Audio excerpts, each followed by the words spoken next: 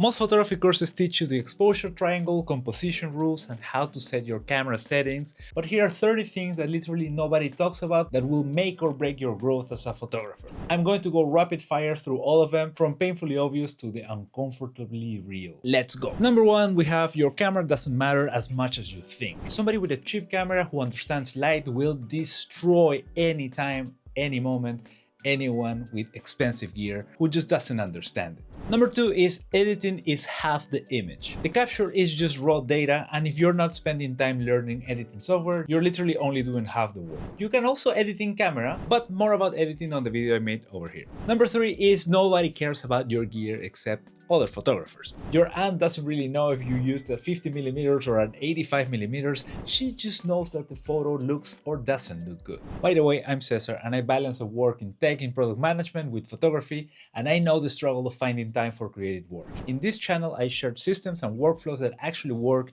for busy professionals. And now let's continue with number 4, which is auto mode is not cheating when you're learning. It's actually a teaching tool. See what the camera chooses, then switch to manual and try to replicate it. In number 5, you have that the best camera is the one you have with you. And yes, I know you've heard this before, but a missed moment with no camera beats a perfect moment you didn't capture because your gear was at home. And most of the time, that camera that we have with us is our phone. So if you want to know if you need the latest and greatest phone or if it's good enough to just have an older phone, then check the video over here because I talked about that. With number 6, we have that white balance matters less than what people teach. Getting it wrong in camera is not the end of the world because if you're shooting raw, you can correct it in post, so don't spend too much time on that. In number 7, we have that your lens is more important than your camera body. A great lens on an old body would outperform a mediocre lens on a new body every single time. Unless you're going for creative looks, for which an older lens may be good. In number 8, we have that shooting RAW will save you many times. JPEG throws away a big chunk of your image data,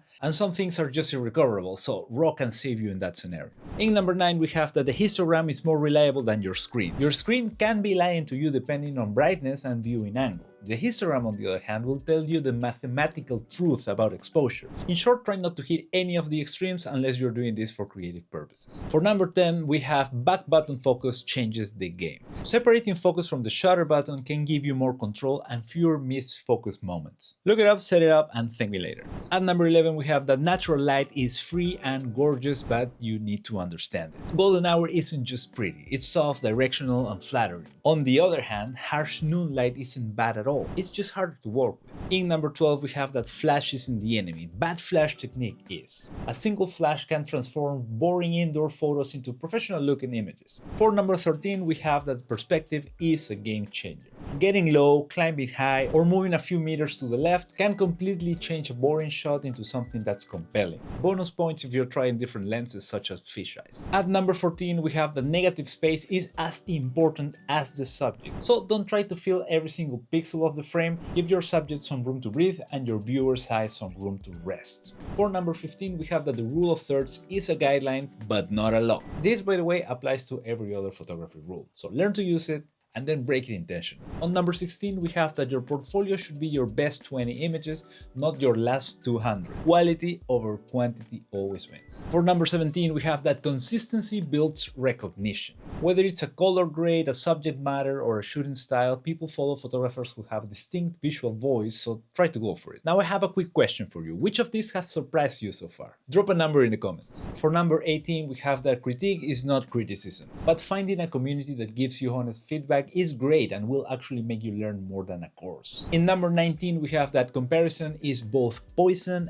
and fuel. Looking at others can inspire you or destroy your confidence. The key is knowing which one is happening and managing it. For number 20, we have a quickie, and it's that your first 10,000 photos will be bad. And that's completely normal. In number 21, we have clients don't hire you for your technical skills. They hire you because they trust you'll deliver what they need. Reliability beats raw talent any day. Now we go over to number 22, which is back up your files or lose everything. Not if, but when your hard drive fails, cloud backups, external drives, and redundancy are going to save you. This isn't optional. More on workflow and how I deal with that in my workflow video over here. In number 23, we have that a good photo is about emotion and not perfection. A slightly soft image that captures a genuine moment beats technically perfect image with no soul any day. In number 24, we have that photographic vision develops slower than technical skills. So you can learn exposure in a week, but learning how to see interesting moments, lights, and compositions actually will take longer than that. For number 25, we have that practice doesn't make perfect. Practice makes permanent. If you're practicing bad habits, then you're getting better at doing something wrong. Intentional practice with feedback is actually what matters. Moving over to number 26, the best investment isn't gear, it's education. A $500 course that will teach you lighting will improve your work more than a $500 lens. But what about $0 templates that will help you be more efficient at photography? Well, you're in luck because I have a bunch of those on my website. You can click on the link below or scan the QR code and check it out. In number 27, we have that most people quit right before they get good. There's a gap between when you start and when your taste actually matches your skill. That gap is brutal and is where most people give up. You just have to push through it. For number 28, we have that your style will evolve, and that's fine. What you love now may bore you in 2 years, so try not to box yourself in, grow, experiment, and change. Be comfortable with that. In number 29, respect copyright and intellectual property. So don't steal from other photographers' work, don't use music you don't have the rights to, don't copy someone's exact concept and call it inspiration. Be original or credit properly. And for number 30, we have that photography is supposed to be fun. If you have lost the joy, then step back, take a break, try something completely different, because most likely you will come back to it with new ideas and inspiration. Now, knowing this list is one thing, but applying it is completely different. If this video was helpful, hit that like button and subscribe, because we're just getting started. I'll see you in the next one. By the way, I'm Cesar and I again. Missed shots, fucked it up. Look it up. So don't try to fill every single pixel. Drop a comment in the moment. Looking at others can inspire you. A slightly soft image can capture a genuine is the rapper. Practice for number 24.